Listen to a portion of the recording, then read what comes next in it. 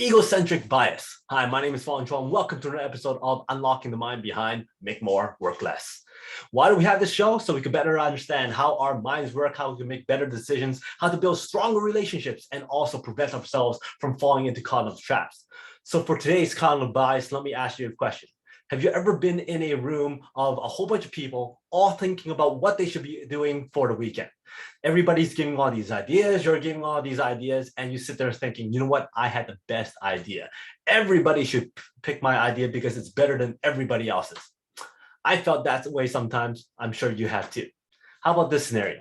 You spend so much time researching, understanding, learning, educating yourself, and finding out more what's going behind the scenes with your hometown team.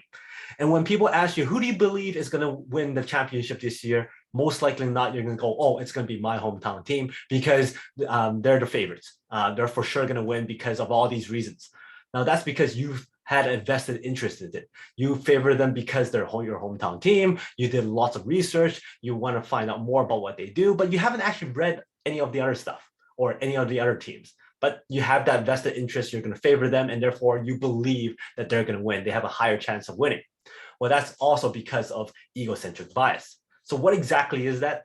Well, egocentric bias is when you rely too heavily on one's own perspective and or have a higher opinion of oneself than reality. So why is that?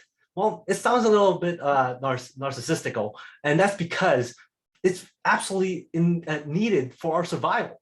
Back in the day, we had to look after ourselves. We see ourselves in a positive light. We put ourselves higher so we could survive in the wild, so that we could survive compared to everybody else. So we're always looking after ourselves.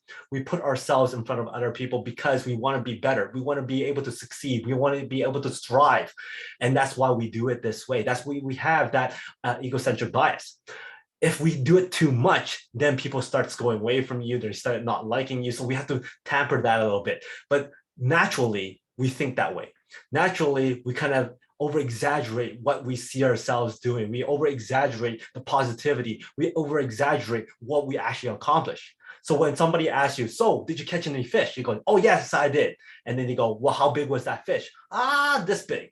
Well, in reality, it was probably maybe this big, but you go, oh, it's this big, because you want to put yourself and portray yourself more positively, more stronger or better than somebody else. And in your mind, it makes it easier for you to do so because you want to see yourself in a better light.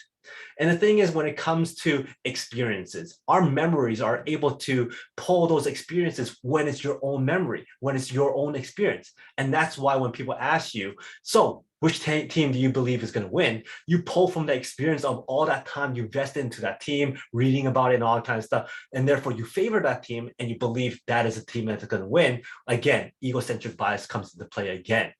Now, when it comes to that group environment, sometimes when we contribute our time, when we contribute our efforts, our ideas, we feel that our contributions are weighted a lot more heavily than everybody else's. Even if somebody else did more or they gave better ideas, but because it's you giving that idea, you putting in that time, you putting in that work, your memory gives you that thought of, hey, I did a lot of work, I tried very hard, or I gave a lot of great ideas, I must have contributed more and was more important than everybody else's ideas or contributions. And that's, again, the egocentric bias. So when we know about this, something we could do is when we're talking to somebody and we want them to remember something, or we want them to come up with a solution that matches your solution, the best way is to drive them to that path of coming up with the same solution that you want them to get to, so that they develop that own egocentric bias for themselves, which matches what you actually want them to think about. So the thing is, paint that idea, paint that scenario, give them stories, give them questions so that they eventually come up with the same solution as yours, and you can avoid that whole egocentric bias of clashing of ideas. So that is egocentric bias. And if you like this episode, please go back and watch some of my other Unlocking the Mind episodes. And if you like this show, we have a lot of other shows, the Make More Mind Bites, the Peak Potential Success Show, and also the Master Mind Bites that's up every single week.